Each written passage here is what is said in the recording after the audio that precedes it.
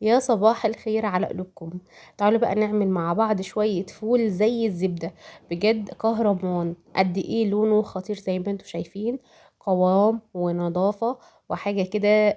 منتهى اللذاذة بجد. مش هيكلفك خالص، يعني شوية الفول قد كده ب10 جنيه.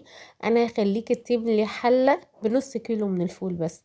بجد موفر جدا وحاجة كده نظافة، والطعم مش عايزة اقولك احلى من بره مليون مرة. تعالوا بقى نشوف عملنا ايه. عندي هنا نص كيلو من الفول ونقعاه قبلها بيوم، يعني من بالليل. الصبح بقى صفيته شطفته كده وصفيته من المية. حلة ألمونيا بقى وحطي فيها الكلام ده. حطي بقى نص كوباية كده من العدس الأصفر المغسول. كمان حطي ربع كوباية من الرز. وكمان ده هيديني قوام حلو قوي، والناس اللي ما بتحبش تحط الرز ولا والحاجات دي في الفول بجد بيديه قوام حلو كمان. طعم الرز مش بيبقى باين خالص. كمان هاتي طماطمية وبشوريها، خدي قلبها بس القشرة ما تستخدمهاش. جزرتين كده مبشورين. كل ده هيديني لون حلو وكمان طعم حلو. حطي كمان معلقة توم مهروسة. وعصرة ليمونة. يبقى كده تمام. حطينا بقى ايه نص كوبايه من العدس.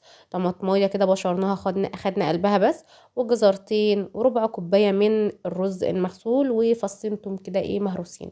حط كمان بقى معلقه كده من الكركم او نص معلقه كده ونص معلقه من البابريكا.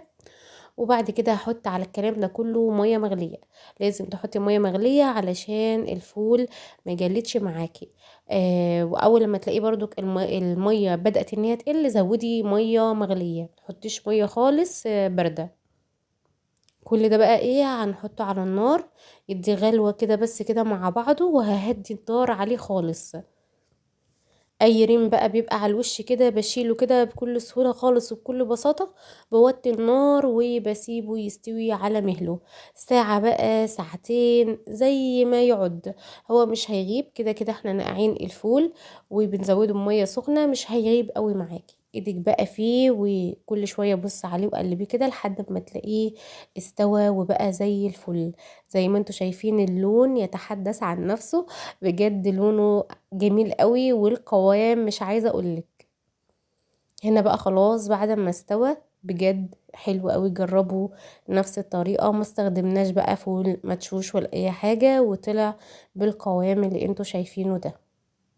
عايزه اوريكم بقى ايه الفولايه قد ايه دايبه وعامله كده زي الكهرمان. حلو قوي. بألف ألف هنا يا حبايب قلبي للي هيجرب الوصفة دي. شايفين الفول بقى تعملي بقى كده.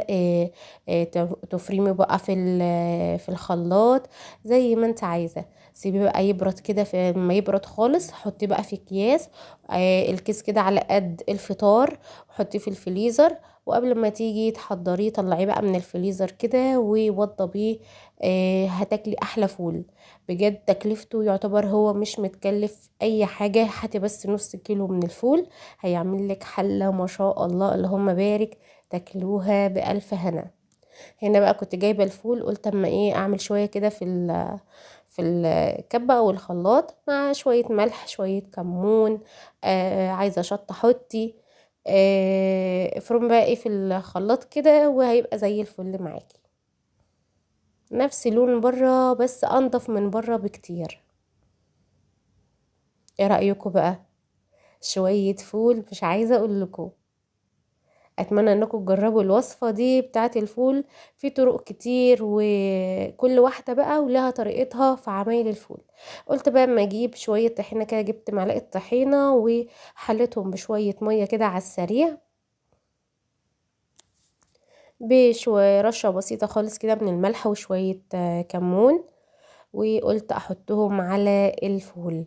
وكمان معروف ان هو الزيت حار الفول، يعني الزيت حار والطحينة. اتمنى من قلبي ما تنسوش بقى الاشتراك، تشتركوا في القناة وتفعلوا الجرس علشان كل الوصفات الحلوة واللذيذة دي توصل لكم اول باول باذن الله. ان شاء الله الفيديو اللي هينزل اللي بعد كده هقول لكم عجينة الطعمية ازاي نعملها في الخلاط وتطلع معاكي احلى من بره تاني. يعني كل حاجة هنعملها في البيت بقى من النهاردة.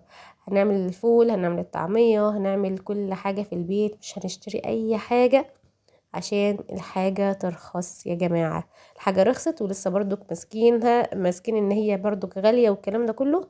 لا، يبقى احنا هنعمل بقى حاجتنا في بيتنا لحد اما يتعاملوا معانا كده بما يرضي الله ويرخصوا لنا الحاجة.